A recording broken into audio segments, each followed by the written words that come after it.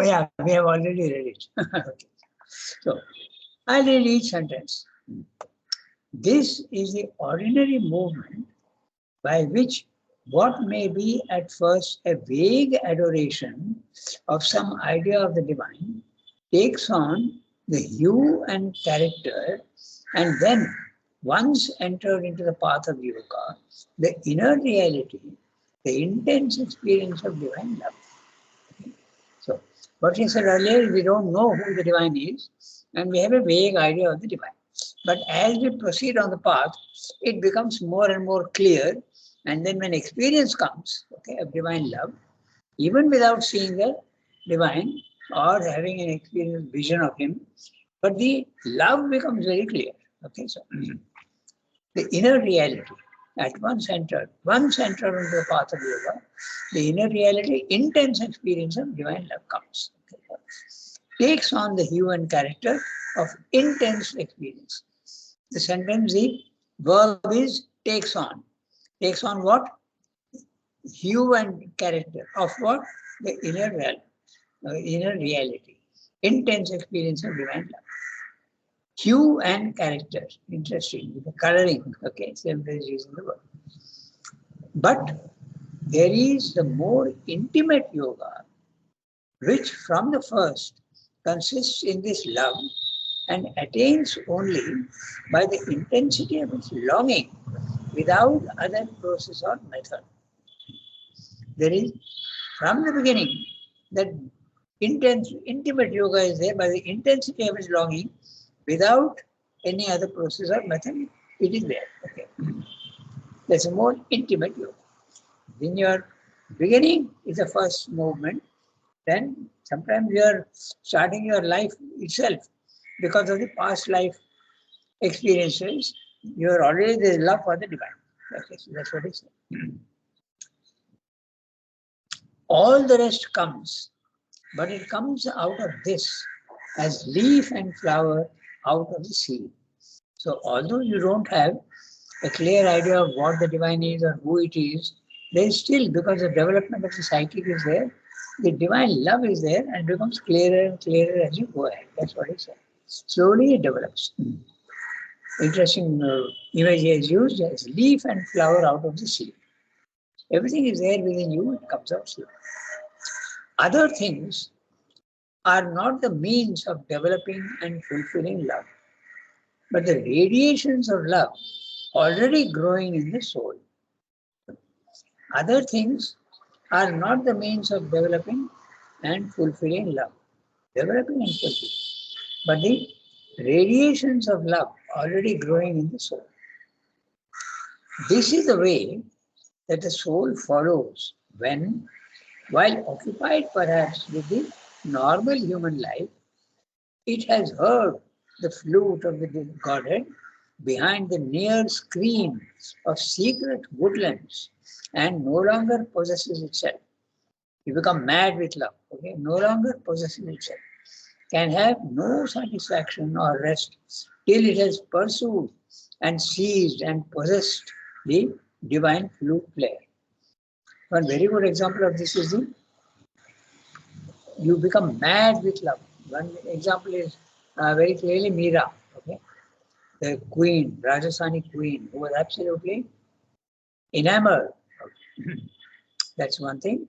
Then the other interesting case is the Ramakrishna. Okay, he was absolutely rolling in the mud and asking for the vision. Dakha de, dakha de. So this is the when love reaches its acme climax, then nothing else matters. You only want that. Okay, so, and Srimad used a very interesting. Heard the flute of the Godhead. He is using the image of Ras Leela in the middle of the night. Okay, so that also is an interesting image. No? Ras Leela is at midnight, and the divine Krishna is playing the flute and attracting all the gopis. So it's very clearly a symbol that even in the darkness of our ignorance, which is the night, okay, the divine is calling you, and if you respond like the gopis, then there is ecstasy. And then there is the Ras Leela, there is the dance. You are participating in the world movement, and yet at the same time it is full of ecstasy and love. That's the image being given. This is in essence the power of love itself in the heart and soul, turning from earthly objects to the spiritual source of all beauty and delight. So, this bhakti, when it comes, it becomes a very, and usually it comes through the psychic. That's why Sri Aurobindo has always insisted on the psychic coming forward first. How do you get the psychic forward first? Okay, constantly thinking, remembrance of the divine. Remembrance of the divine and worshipping him in your own mind, okay, and heart. You don't need to worship by offering physical things, but that also helps, okay. Physically lighting dhoops and offering flowers at the pictures of Mother and Sri Aurobindo. Although there are some people who are very intellectual, they poo-poo these things and they don't pay any attention to that. It's very, very physical and external. But even if it is mechanical, it does help. Okay, so in fact, Sri Aurobindo says in Synthesis, if you remember, in the Synthesis he says that the complete experience is all the three. The outward action, okay, doing Shastra Pranam also, and worshipping, and again same the image also is there, and finally the inner attitude. All the three can be there. I was very surprised when I heard that when the police came to search Sri Aurobindo's room in Calcutta, they found a small bowl and full of mud, okay, mud or sand or whatever. And they thought it is bomb material. And then Sri Aurobindo writes I think in the Uttarpada speech he writes that they didn't know that this, what they are thinking is bomb material, is more powerful than bomb material. It was sand or soil from Dakshineshwar, where Ramakrishna was there. So when Sri Aurobindo had picked up this, I was very surprised, because you normally associate Sri Aurobindo with knowledge and height and nobility, and not into these small things. Yes, mother's prayers and meditations, fine. Her approach is absolutely different. But you don't associate that with Sri Aurobindo. But his love and is very clear in Thoughts and Aphorisms if you read, or in the record of yoga also, his experiences with Krishna. Okay, but particularly that Uttarpada speech, it becomes very clear, his love of Krishna. But that he would pick up soil from Ramakrishna Mission, okay, not Ramakrishna Mission, the Dakshineshwar. Okay, so I was very surprised. So that is the. Yes, tell me. It may be like a divine, like Sri Krishna has inspired him to pick up that soil, because it was a material thing. Sri Aurobindo was not at all interested, never, even before the divinelyhood also, he was never interested in this material thing. But divine only had guided him, means like to pick up that soil so that the police will think that it is a bomb material. So we never know what for the future he must have done. He would have also not known all these things. Yeah, you can interpret the event as you want, but it is directly, it's a question of the love. And love even at the lowest level, physical level, vital level, and soul level. That's what is being said. You become mad. So it is showing that even the Charan Raj, means the soul, soil of the great people, like divinely people like Ramakrishna, that is also so holy. Yes, yes, yes. And there are people who value that, you see. You remember, every now and then sometimes they change the sand in our samadhi.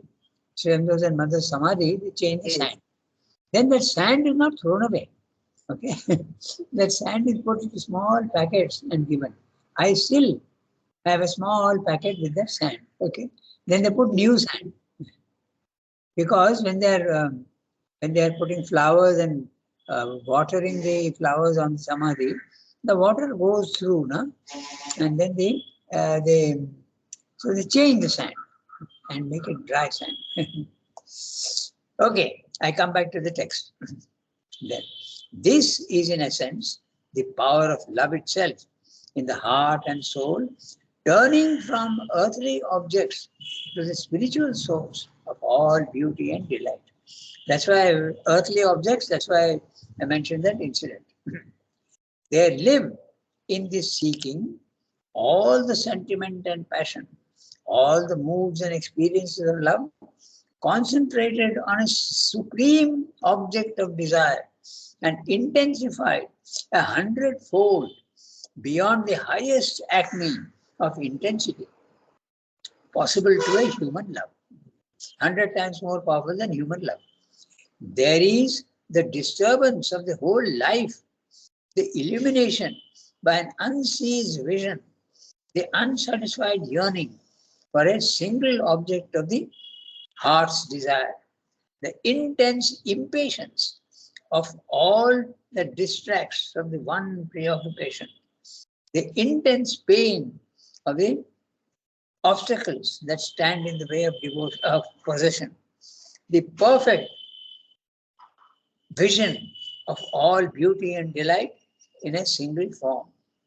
All our bhajans, okay, they portray this intensity of love. Okay? There are so many bhajans which are saying, Kaun gali gaye sham. There is one very beautiful bhajan. Okay, and where did he go? I want to pursue him. He becomes absolutely mad with only one pursuit, one thing only. That's what I'm saying, 100-fold than human love. And there's a disturbance of the whole life. We are so mad with that there's nothing else you want. The whole life is disturbed. Illumination by an unceased vision. It gives a fleeting vision, and then you want that, but it is fleeting, it is gone away. So you will lose your balance also. You completely wanting that. The unsatisfied yearning for a single object of the heart's desire. The intense impatience. Mind you, love is because of in the vital mainly, the vital region, not in the mental region. The mental region is very calm, quiet, detached. So this is the difference between the two. That's why he has kept a whole section for this, the mystery of divine love.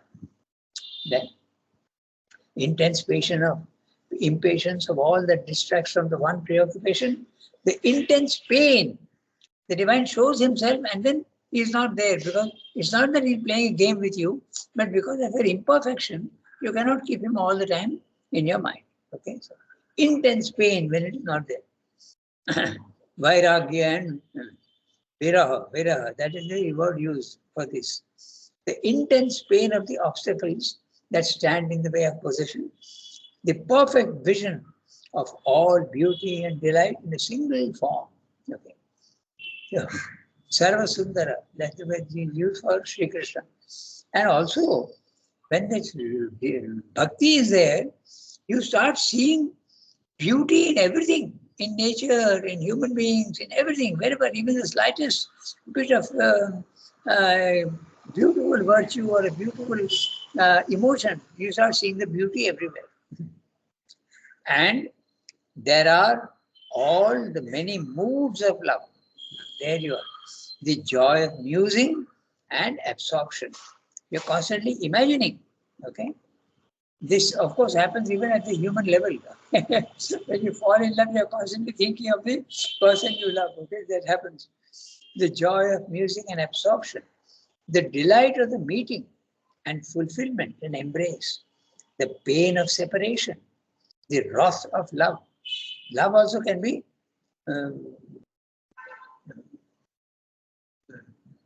love can also give you anger. Why are you absent? Okay. There also there are many bhajans, and even there are kavalis also which show this. When the beloved is not there, then you revolt. Okay, so what is it? There is a beautiful song by, I forget the name now. Ghulam Ali, I think, Ghulam Ali is there, also others. But this mood is given very often in our poems and music. Okay? Wrath of love, tears of longing, increased delight of reunion. The heart is the scene of the supreme ideal The word ideal, okay, I don't know how it's pronounced, I have to check. It's a poem, a prose, or a work of music, it can be music also, describing pleasant, quiet, pastoral scenes of happy innocence, love. That's the word. Idle. But how is it pronounced? Let me just check. Idle.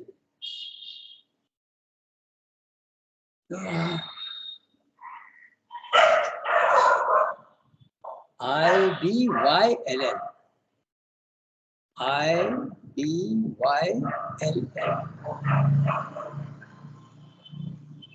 Meaning.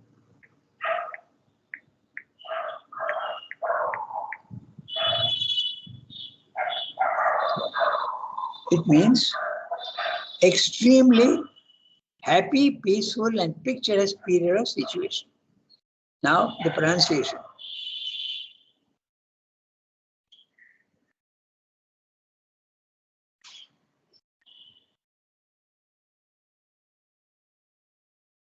It's not, somehow it's not coming. Normally, the pronunciation should be clear. Idle. Idle. They are saying idle. Idle. Idle. They are pronouncing it idle. Okay, so like idli. Idle. Okay, so let me note down the pronunciation.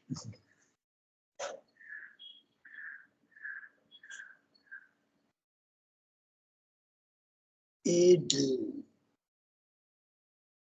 Shorty. Okay, so the heart of the scene. Just 1 minute, my phone is ringing.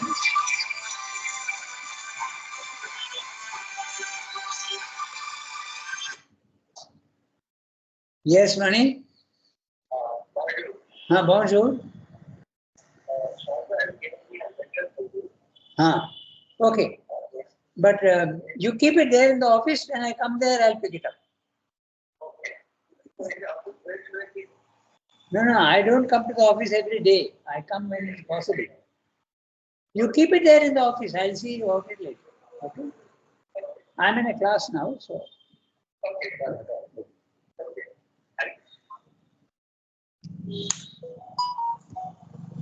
So, idle. I didn't know it's pronounced in that way. Okay. So, the heart is the scene of the supreme idle of the inner consciousness, but a heart which undergoes increasingly an intense spiritual change and becomes radiantly unfolding lotus of the spirit.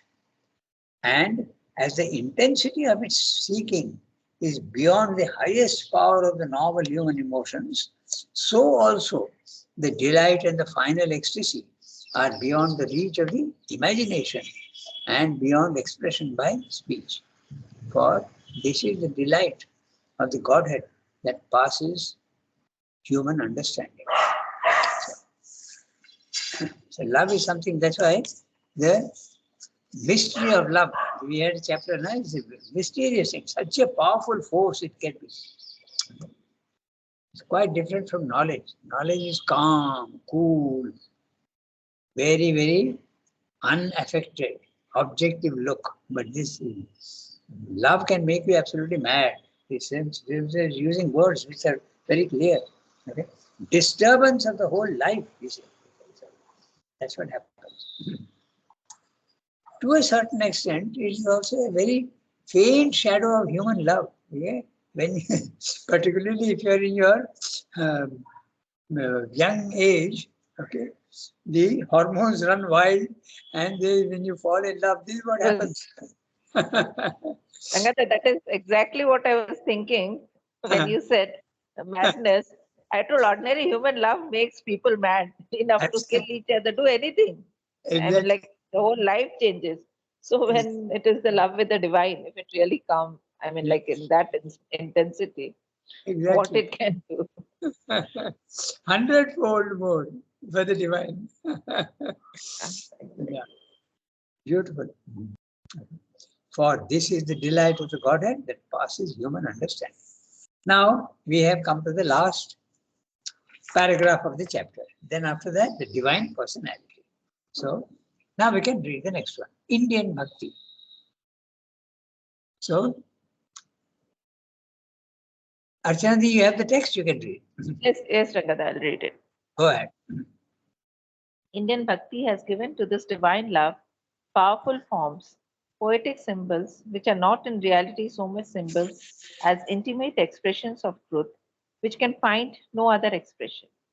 It uses human relations and sees a divine person, not as mere figures, but because there are divine relations of supreme delight and beauty with the human soul, of which human relations are the imperfect but still the real type, and because that delight and beauty are not abstractions or qualities of quite impalpable metaphysical entity, but the very body and form of the Supreme Being.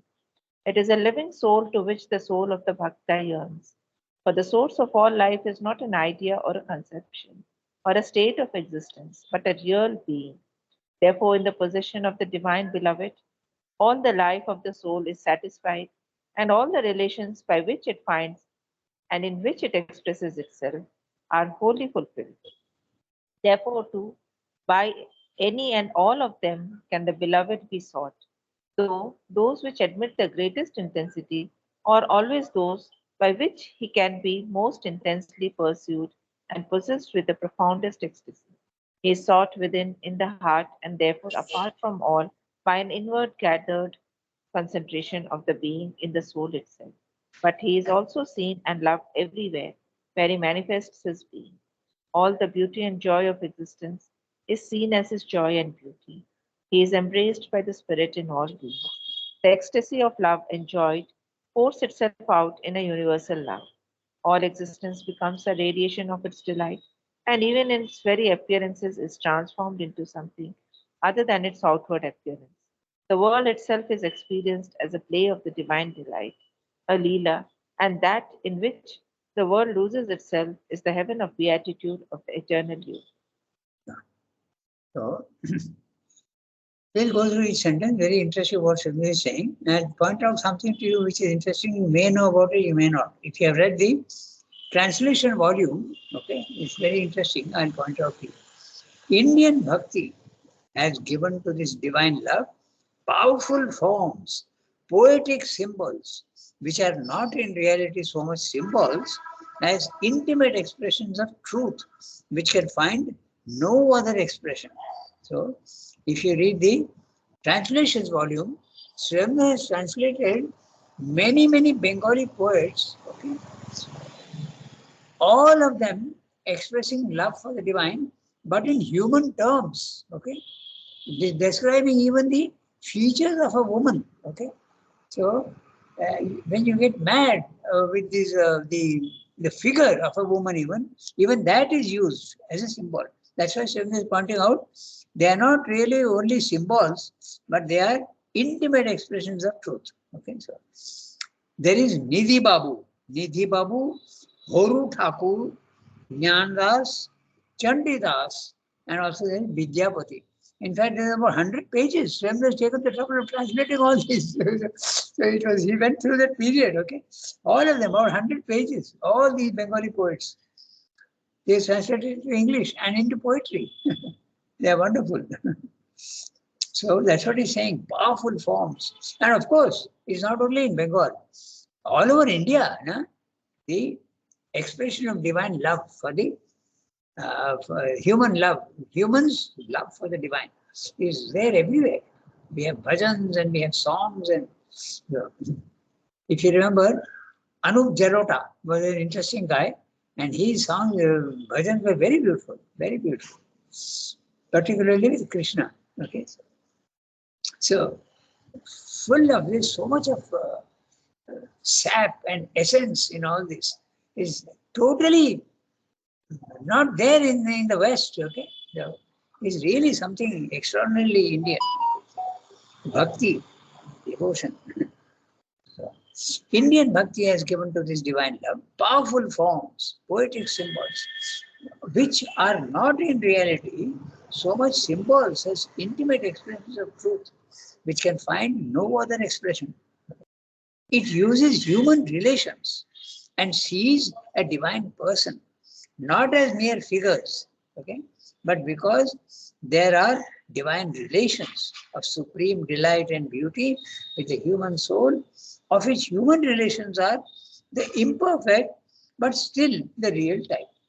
In fact, when you Sharma is very clear about the language here, and you will understand what he's saying if you read these poems. Okay, they are very sensuous, and you feel the good God. What is all this? It almost sounds like lust. Okay, many of them, and Sharma has translated very beautifully. So when you see these, it can also puzzle you sometimes that they are using the expression of divine love in human forms, okay, describing even physical features. So that is the, but Srimad is very clear. He's saying they are not symbols, they are expressions of real truth. Okay, that madness of love comes out very clearly in these poems. And beauty are not abstractions and qualities of an impalpable metaphysical entity, but the very body and form of Supreme Being. It is a living soul to which the soul of the Bhakta yearns. For the source of all life is not an idea or a conception or a state of existence, but a real being. Normally, for when there is no love and bhakti is not there, it's a vague abstract idea. Okay, even when you are worshipping, it's a vague abstract idea. But when this love comes in, it becomes you are wanting some real being. Okay, it is something very, very real to you. Therefore, in the possession of the divine beloved, all the life of the soul is satisfied, and all the relations by which it finds and in which it expresses itself are wholly fulfilled. Therefore, true, by any and all of them can the beloved be sought, though those which admit the greatest intensity are always those by which he can be most intensely pursued and possessed with the profoundest ecstasy. He is sought within in the heart, and therefore, apart from all, by an inward gathered concentration of the being in the soul itself. But he is also seen and loved everywhere. Now, that's the interesting part. Loved everywhere in the universe, where he manifests his being, in trees, in flowers, in birds, okay, in beautiful faces, everywhere you start seeing beauty. Okay. All the beauty and joy of existence is seen as his joy and beauty. He is embraced by the Spirit in all beings. The ecstasy of love enjoyed pours itself out in a universal love. You start loving everything. Okay, so all existence becomes a radiation of his delight, and even its very appearances is transformed into something other than its outward appearance. The world itself is experienced as a play of the divine delight, a leela, and that in which the world loses itself is a heaven of beatitude, of an eternal union. These thoughts and aphorisms, it's worth going through, particularly that way of bhakti. Okay, very interesting. So that brings us to the end of the chapter, the way of devotion. Rangata, Yeah. In these two instances, I would like to share. One is Geet Govind. Geet Govind. Yes, exactly. And when I read it for the first time, I was quite shocked actually. So it is like that. And Sufi songs. Yes. All the Sufi songs have, that intensity. Yes. And Sherwin has mentioned about the Sufism in one of his writings, in which he has said that had I known Arabic, I could have explained my experiences in that language also, but I don't know Arabic, so I use Sanskrit and English both. So Yes. I don't remember the reference, but he has spoke about Sufism, that Yes. the love and the experiences of Sufism. Yes. So the Yes. songs are really in Sufism's writings also. You must have read. And Geet Govind, it suddenly came to me. Yes, that is another one in which there is intense love, and really Yes. the whole things is explained like human love. Yeah. Exactly. This Geet Govind that you mentioned, Jaidev, no? Jaidev is the Yes, poet. yes, Rangada. Yes. But it's in Sanskrit. I read it, but I don't remember whether. I've read the translation in Sanskrit. I don't understand that much, but I have read a translation in Hindi back home, and then in English I read here. So first, when I read, I was quite like long Yes, back. I read it when I was much younger, and so it was that's, quite. that's quite right. So, Uh, just I so wanted to share because you were saying. yes, yeah. That when the psychic awakes, okay, then this is what you experience, the love. You start seeing beauty everywhere. Beauty, joy, and um, love. They all go together. Okay? They always go together. These three things: beauty, joy, and love. But human love can also see. You can see beauty and joy, but there's also pain. But Shri say even for the divine, there is pain. When he is absent, okay, then there is pain and suffering. That also is there. Okay, so it's 8:32. So I think the next. Shall we start the next chapter next time? The divine personality. Yes. Maybe we could read one paragraph, Rangata, because I'm impatiently or patiently waiting for the next section. Okay. The last integral perfection. All right, go ahead. Yeah. You need one para. One of us could read it. I don't. I mean, I have already read Okay. one It's okay. paragraph. Or Shilpa, one of you would like to read? Yes, Rangada. Yeah. Go ahead. Shilpa. Go ahead. Divine person. Yes. The divine personality. One question rises immediately in a synthetic yoga, which must not only comprise but unify knowledge and devotion. The difficult and troubling question of the divine personality. All the trend of modern thought towards the belittling of personality.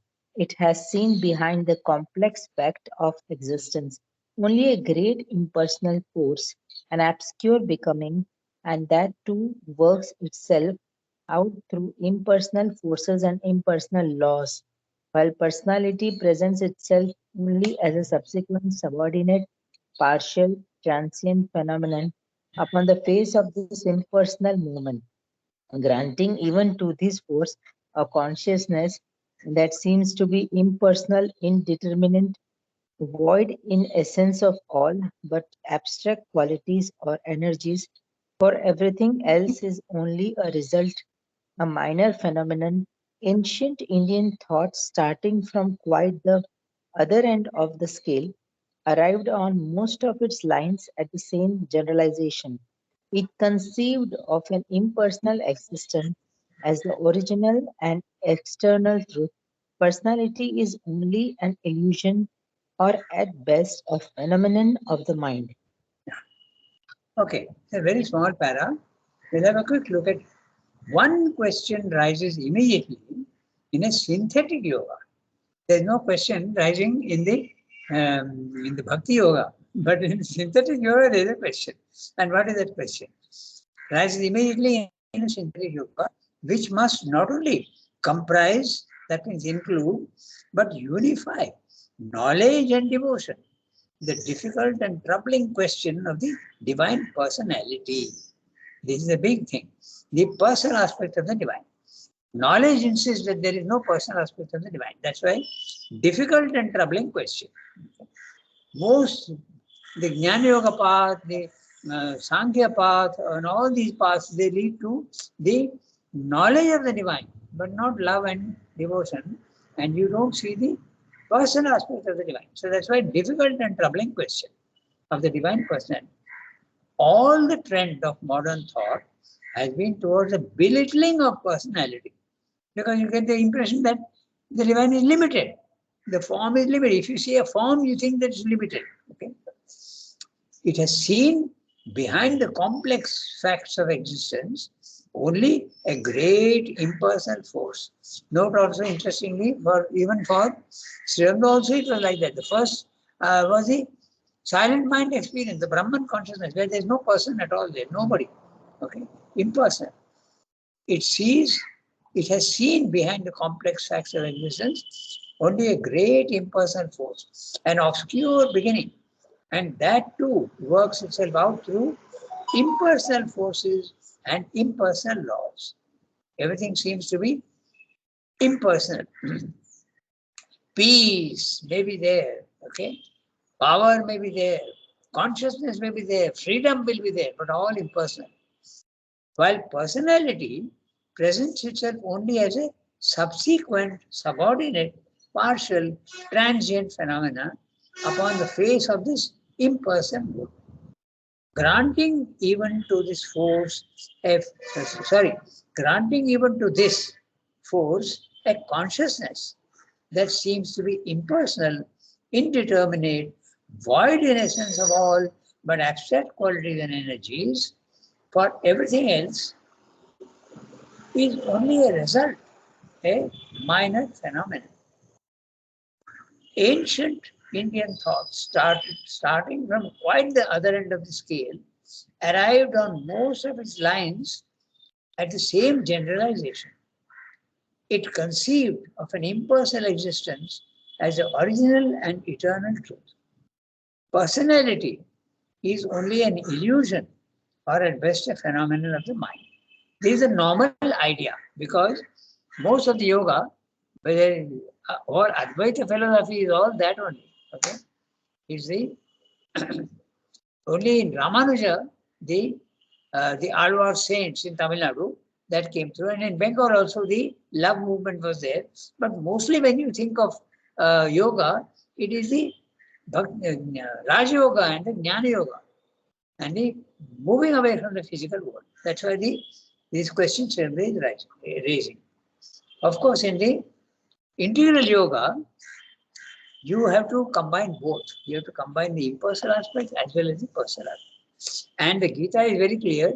You get the personal aspect only when you go to the third level, Purushottama. First, you are in the mutable, the Kshara Purusha. Then you go to the spiritual planes of consciousness, which is fantastic, but it is impersonal. Akshara Purusha, impersonal. Then with bhakti, you have to go to the third level. Gita is very clear on that. Without bhakti, to go to the third level of the personality of the divine is very difficult.